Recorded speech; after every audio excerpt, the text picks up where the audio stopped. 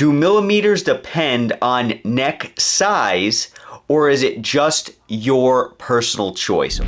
The only thing that stays consistent is the grind. Keep on grinding. Welcome back to the channel, everybody. Have a great request that I wanted to talk about today. It was actually a question. It wasn't a request, it was a question. I thought it would be a great thing to talk about on a video because there might be a lot of people who are new into their jewelry journey on this channel. A lot of the time, you know, when you're interested in jewelry, you might go to YouTube to get a little bit of context as to what's out there, what might be a good idea, and so forth. So I thought this would be a great question to talk about. Do millimeters depend on neck size, or is it just your personal choice? Huge in-depth subject. You all come in different shapes and sizes. The camera does add some girth. See, me, I'm actually 6'8", 350 pounds with an 8-pack and a strong V down. This is obviously. Now I tell you guys on the channel, I'm 5'6", I'm 100, and, you know, between like 155 and 160 pounds, weight fluctuates or whatever. At the end of the day, my neck size isn't changing too much, but we all come in different sizes. So because of that, you might want to choose a specific millimeter that kind of goes with your particular size. Now, that choice in itself is a personal choice, okay? You're making your own personal decision when it comes to that. And, you know, because you can go ahead and take a look at somebody else who's your exact size, but they might want a fatter millimeter than you. Moving past millimeters in itself, take a look at length, okay? When you take a look at millimeters and length is a personal choice also, just like millimeters. But it's not, I don't want to say it's always a personal choice. I mean, I guess it is, because at the end of the day, you can walk around with millimeters so fat that they're encroaching on your neck space.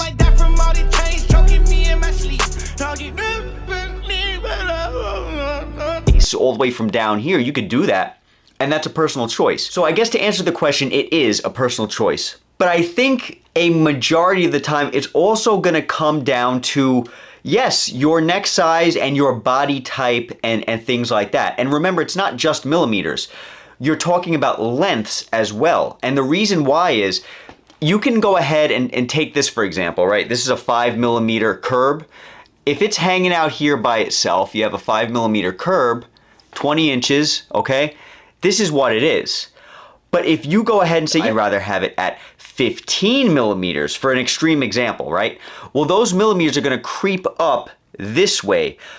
So no longer can you really get the same effect of that 20-inch curb chain because you chose to have it at 15 millimeters. So it's moving up this way. It's getting fatter this way up towards your neck. Therefore, you might want to drop it down longer so that your chain sits like this. So it does depend on your neck size too. Some of the people on this channel have said, yeah, I have an average size neck, or I have a thick neck. This gentleman in particular who was asking the question, they said that they have an average size neck. Well, average is relative. You know, you might think it's average, but you know, to somebody else, they might say, oh, that's not average, this is average. There's no clear-cut definition as to what's big, what's small, what's average, what's not average. If you have a thicker neck, right, you're gonna need a longer chain and may also need a smaller millimeter depending on just how thick your neck is in order to have it sit properly, because the thicker your neck, more up your chain is gonna go, because you have a very large up here. So the more thick your neck, the shorter the chain naturally gets, and therefore you might want smaller millimeters, or you might want a longer length, or you might combine both those options, smaller millimeters and smaller length. Another thing that millimeters comes down to is not just your look, not just your preference, your neck size, your physical attributes. It also comes down to budget. If you have the budget to do so. Because whether you're buying silver from Jaxxon Jewelry, which is absolutely fantastic stuff, I just gotta point that out, or you're buying from, you know, wherever you're buying from, Leary's, Daniel Jewelry, whether it's gold, whether it's silver, whether it's whatever it is, it doesn't matter.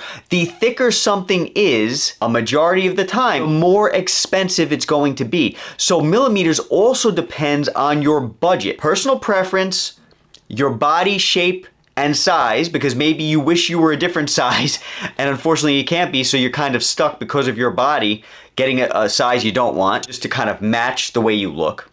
And also your budget. That's another thing you want to look at. But I think the biggest question is, what's your style? What's your preference? I think the largest thing that this comes down to, and maybe you guys can weigh in on the comments because you all have such different styles. Everybody in this channel has a different style. I think it really comes down to personal preference at the end of the day. Anyway, I don't want to confuse you guys. I don't want to get off on a tangent. But to answer that question, millimeters do depend on your neck size, your personal choice, and they also depend on your budget. I hope this answers that question. A lot of people get confused, and that's why I have videos like I have on this channel to help you guys trying to, sort through the craziness of millimeters and lengths and all this stuff, because it can be a little bit paralyzing. You might not make any decision because you might say, oh, there's too much to look at and I just don't know what to do. Well, that's why this channel exists. That's why we take jewelry 12 feet back, so you can really see what it's going to look like and do our best to try to help you imagine what it'll look like on you. If my neck measurement is like 14 inches or whatever it is, and your measurement is 16 inches, well, yeah, it's gonna be approximately the same thing, and I can get away with this versus this, or maybe I wanna do a little bit of a shorter millimeter because my neck's thicker, something along those lines. Keep in mind, a large majority of this is, again, the length. You have an 18-inch chain. This is a 20, but let's say you have an 18, just to give you guys a better idea. This is approximately an 18-inch right here, okay? That 18-inch might look great with a 5 millimeter. But if you throw on a 10 millimeter now, that means this 18-inch 5 millimeter now, because it's a 10, it's still sitting at 18 inches, but it shot up another 5 millimeters. So now let's take a look at what that would look like. You see that right there? It's not perfect. But you see how it doubled in size now? Well, now that 18 inch is no longer down here. Now it's up more towards your neck. You see that? So that's what I'm trying to tell you. That's what I'm trying to show. And I have a great video that demonstrates that. I think it's with a 10 millimeter Miami Cuban or something along those lines. So at the end of the day, guys, it is personal preference because you might not mind your chains choking you. Are you choking? You might like them at a certain length, you might like them at a certain millimeter that other people, a majority of the people, might not like.